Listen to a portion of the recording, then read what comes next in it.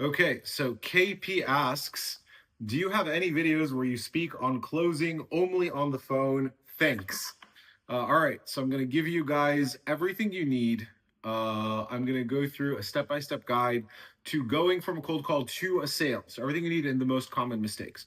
So the most important thing in a cold call is to get their attention first. So you guys have probably seen like permission to pitch type scripting, which is what we use.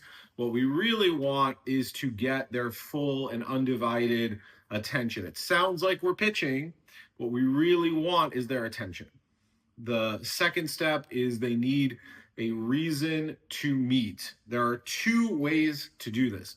There is the Socratic way, where you ask questions, you develop emotional intrigue, you get a pain point, you preview some of the solutions. Typically, the people that are best to do this are SDRs that have 4 to 6 months at least on the offer. Business owners, people that are inside of the company are really good at emotional intrigue, pain point. Those show rates are going to be higher. So if you can do that, that's great. That's usually not scalable. So what we do is we run a compelling offer. We almost run cold email through the phone. It's basically our process. So you have to, but once you get their attention, you need to give them a reason to meet that overcomes the emotional inertia of the prospect. And there's two ways to do that. Now, when you go on to the third meeting, then it's credibility. And credibility is in your social proof assets. It's in having a good customer journey. It's in your intro, so that when somebody Googles you, they see stuff that they like that reinforces your identity.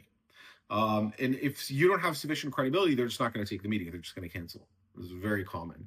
And then the next step is having in between the first and the second meeting, you establish credibility. You're like, hey, let's just make sure we like each other. The second meeting is you send them, you preview the process on the first meeting, but you send them a detailed doc between meeting 1 and meeting 2. And then they have to be bought into the process. And their company also has to be bought in, because they're going to send it to people up and down the chain of command in most cases. So you're going to need a simple pitch without too much detail and case studies sent prior to this meeting. But you also, especially if it's a big company, be prepared. Don't be insulted if they didn't look at any of it. And then you go through it live on the call. You're not too good to do that, especially if this is a 20, 30, $40 million plus company. The next step is meeting 3. You do the contract and the onboarding. So you need contract, next steps, and relevant KPIs. And this is 5 different steps. Now, is it hypothetically possible to go from a cold call immediately into a meeting, immediately into establishing credibility and process and social proof and contract? Can you speed run all of these? Yes. But typically it's a low price point and an unsophisticated buyer. A lot of sales will happen in a day or 2. Prospects will rush you through this process if they're either very motivated or you come highly recommended or there's a ton of information about you. But the thing that you have to understand is that this is the prospect's call. So when you go through cold calling, they're in charge and you can only move at their pace. Now, here's where people get wrong. The first is trying to do too much too fast. They don't understand where in the sales process they're at.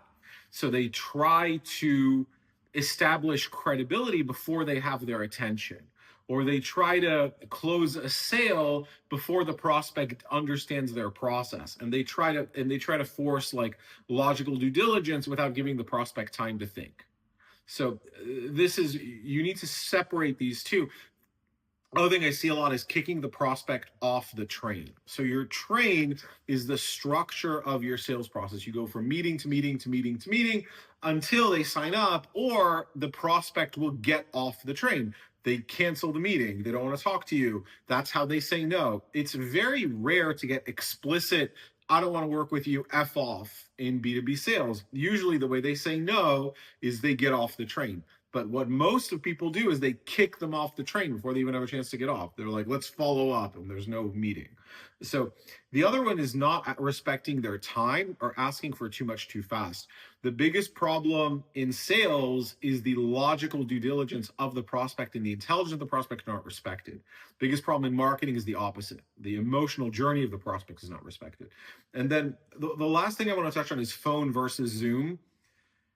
This is something that the young guys, you have to train yourself to stop caring about this, guys. It makes no difference. You don't need to see their body language. You know what you should do for the next week?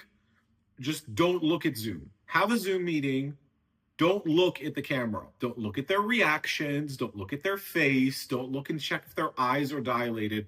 You are wasting your time. Phone sales and Zoom sales, exactly the same conversion. Boomers know what I'm talking about. Sales dogs know what I'm talking about. It's a waste of time. It's just, who cares? If it Zoom, they like me more. It doesn't matter. There's time for that later. Anyway, any questions, let me know. Otherwise, have a great day, and I will talk to you guys tomorrow.